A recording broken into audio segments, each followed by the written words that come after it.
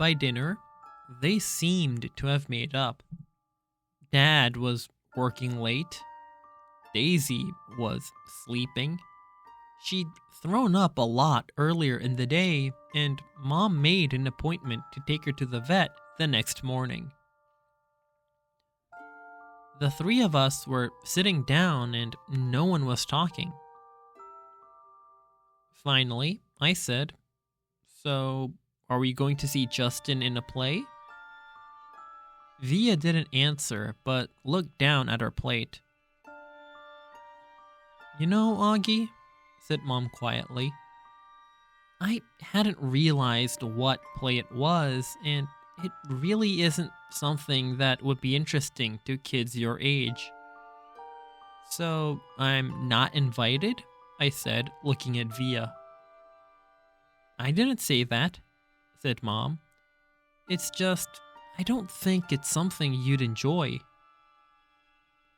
"You'd get totally bored," said Via, like she was accusing me of something. "Are you and Dad going?" I asked. "Dad'll go," said Mom. "I'll stay home with you." "What?" Via yelled at Mom.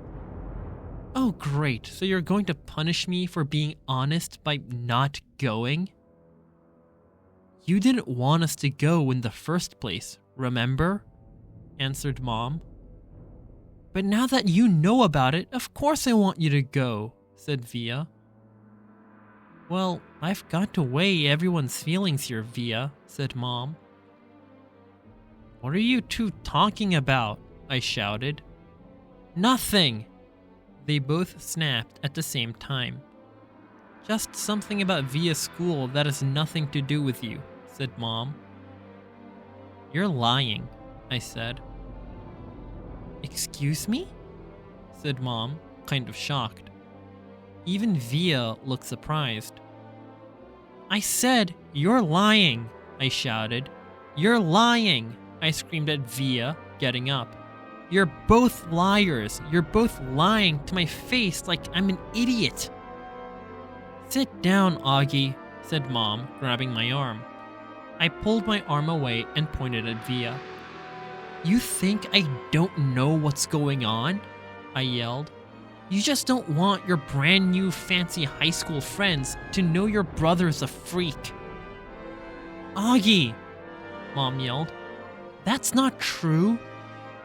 "Stop lying to me, Mom," I shrieked. "Stop treating me like a baby. I'm not retarded. I know what's going on." I ran down the hallway to my room and slammed the door behind me so hard that I actually heard little pieces of the wall crumble inside the door frame. Then, I plopped onto my bed and pulled the covers up on top of me. I threw my pillows over my disgusting face and then piled all my stuffed animals on top of the pillows, like I was inside a little cave. If I could walk around with a pillow over my face all the time, I would. I don't even know how I got so mad. I wasn't really mad at the beginning of dinner. I wasn't even sad. But then, all of a sudden, it all kind of just exploded out of me. I knew Via didn't want me to go to her stupid play, and I knew why. I figured Mom would follow me into my room right away, but she didn't. I wanted her to find me inside my cave of stuffed animals, so I waited a little more, but even after 10 minutes, she still didn't come in after me. I was pretty surprised. She always checks on me when I'm in my room, upset about stuff.